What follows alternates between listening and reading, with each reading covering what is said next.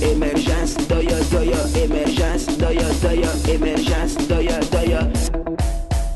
Soyez le bienvenu au journal d'émergence d'Abidjan.net. Je tiens à remercier les étudiants de l'université Alassane Ouattara de Bouaké qui ont accueilli le Guiri Théâtre d'Abidjan dans le cadre de la tournée de Torongini pour des échanges et sur la relance du théâtre en Côte d'Ivoire. Émergence, doya, doya. J'ai aujourd'hui, le problème qui capte un peu l'attention des Ivoiriens, c'est le retrait du nom de Laurent Gbagbo de la liste électorale. C'est-à-dire, Gbagbo aujourd'hui, il ne peut ni participer à une élection, ni voter. Pourquoi? Parce qu'il a été condamné par la justice ivoirienne et donc son nom a été retiré. Moi, je pense que, depuis fort longtemps, nous tous, on sait, ça a été déjà dit, que le nom de Laurent Gbagbo serait, c'est-à-dire retiré de la liste électorale à cause des condamnations. Et donc, quand j'entends M. Katina parler, se plaindre, je le comprends. Il a le droit et il a raison parce que c'est son mentor qui a des problèmes, il a le droit de réagir.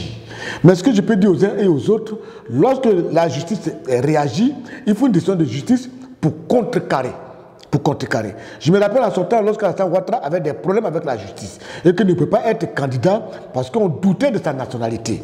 Eh bien, ils ont tout fait. La justice a été ferme sur sa position. Même Tiakone a été ferme pour dire qu'Alassane Ouattara on ne maîtrisait pas bien sa nationalité. Il fallait qu'il prouve. Et donc, par conséquent, il ne peut pas être candidat. Donc, ça a été clair.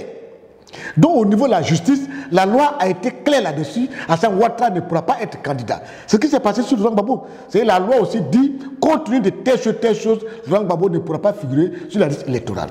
Ça c'est clair. La même décision de justice qui avait frappé Alassane Ouattara, c'est la décision de justice qui frappe Gbagbo Laurent. Maintenant, il faut comprendre d'une manière.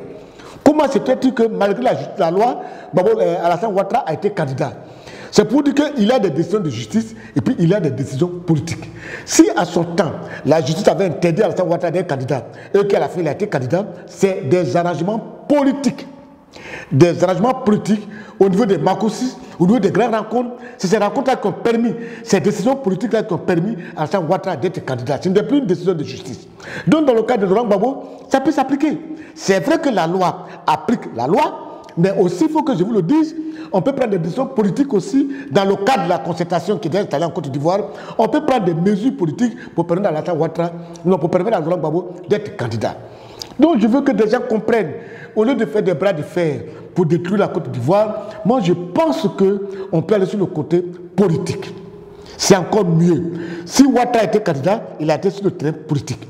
Parce que la loi avait dit niet. Si Gbagbo aussi n'est pas être candidat parce que la loi a dit niet, eh bien que Gbagbo Laurent parte un peu sur le terrain politique. Il peut y avoir des arrangements politiques qui puissent avoir un droit de regard, même une décision au-dessus de la justice. Ça c'est clair. Parce que les lois ont été créées pour permettre à des gens de vivre ensemble. Donc ça veut dire que la volonté des gens est au-dessus de la loi. C'est clair. Et puis, il faut dire aux uns et aux autres aussi, à nos amis quand même, c'est-à-dire des gens du pouvoir, il faut se dire, dans la vie, on peut faire mourir le droit pour faire vivre un État. Il a ce que la loi dit, il a ce que le droit dit. Et on regarde quand même dans le pays, pour une cohabitation, pour un vivre ensemble, surtout que c'est le slogan du RADP, le vivre ensemble. On peut faire mourir le droit pour faire vivre un État. Donc de temps en temps, je demande à la loi, je demande à nos hommes politiques, à nos hommes du pouvoir de regarder. C'est vrai que la loi dit, mais est-ce qu'au-dessus de la loi, on ne peut pas prendre des mesures pour préserver la paix dans le pays? Donc, j'étais à vous dire, ce que je dis, je ne suis pas juriste, mais je sais qu'on peut faire mourir le droit pour faire vivre un État. Et ce que je dis, c'est que j'ai entendu dans la bouche de M. Dizé Tagro, qui est un grand juriste, et qui était ministre de l'Intérieur, et ça j'ai entendu de sa bouche dire, lorsqu'il parlait de, comment dirais-je, il parlait à Finguessan. Finguessan se plaignait de Lida Kwasi Moïse, qui a pris des décisions de prendre coup-de-feu quand le coup de temps qui a échoué a déclenché. Finguessan se trouvait, c'est pas si à Oumé, quand il est rentré, il est sur les nerfs.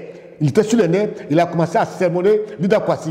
Et c'est là, des États lui a dit, Monsieur le Premier ministre, dans un état actuel, vous n'êtes pas là, le président n'est pas là, donc la loi n'existe plus. Donc, quand c'est comme ça, on peut faire mourir le droit pour faire vivre un État. C'est valable aussi pour ceux qui sont au pouvoir. De temps en temps, on peut faire mourir le droit pour faire vivre un État. À la prochaine. Émergence, doya, doya, émergence, doya, doya, émergence, doya, doya.